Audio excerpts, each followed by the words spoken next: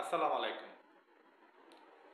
এই সমাজে দুই শ্রেণীর মানুষ বসবাস করে।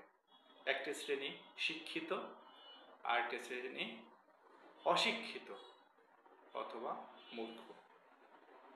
আপনি লক্ষ্য করলে দেখবেন যে সমাজে বড় বড় যত ত্রুটিগুলা হয়, বড় বড় যেগুলা সামাজিক অবক্ষয়ের সৃষ্টি হয়, সেগুলা বেশিরভাগ এই শিক্ষিত শ্রেণীর দ্বারা তৈরি।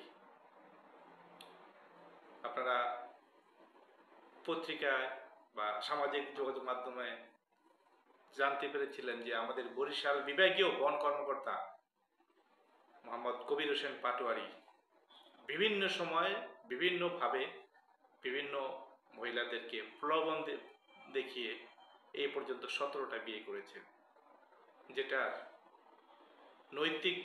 নৈতিক দিয়ে বলেন, ধর্মীয় দিক দিয়ে বলেন, সামাজিক দিক দিয়ে বলেন, আর পারিবারিক মূল্যবোধ দিয়ে বলেন, অথবা আমাদের রাষ্ট্রীয় যে মূল্যবোধ সেটা দিয়ে বলেন, কোনোভাবেই এখানে গ্রহণযোগ্যতা খুঁজে পাওয়ার সুযোগ নাই।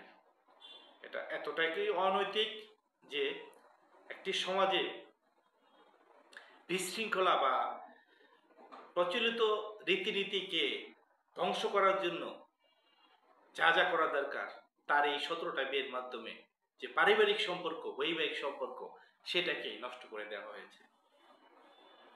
আমরা অত্যন্ত খুশি যে সরকার তাকে সাময়িক বরখাস্ত করে রংপুর বিভাগীয় বন কার্যালয়ে সংযুক্ত করেছেন এবং তার বিরুদ্ধে তদন্ত কমিটি গঠন করে তাকে দৃষ্টান্তমূলক শাস্তি দেওয়ার যে প্রচেষ্টা নিয়েছে, সরকারকে সেজন্য আমরা ধন্যবাদ জানাচ্ছি। আমরা চাই না আমাদের সমাজে, আমাদের পরিবারে, আমাদের যে পারিবারিক শান্তি, সামাজিক শান্তি, পারিবারিক শৃঙ্খলা, সামাজিক শৃঙ্খলা, সেই শৃঙ্খলাটা এই ধরনের কিছু কুচক্রী ব্যক্তির কারণে ধ্বংস হয়ে যাক, এটা আমরা কখনোই চাই না। আমরা চাই প্রতিটি পরিবার, প্রতিটি ব্যক্তি সমাজে তার পারিবারিক মূল্যবোধ, ব্যক্তিগত মূল্যবোধ নিয়ে বসবাস করবে। এই যে কবির হোসেন 17টা বিয়ে করে যে 17 জন মহিলা, 17টি ফ্যামিলিকে যে সে বিপদে ফেলে দিল বা একটি বিশৃঙ্খলার মধ্যে নিয়ে আসলো, এর দায় কিন্তু উনি কোনোভাবে এড়াতে পারে না।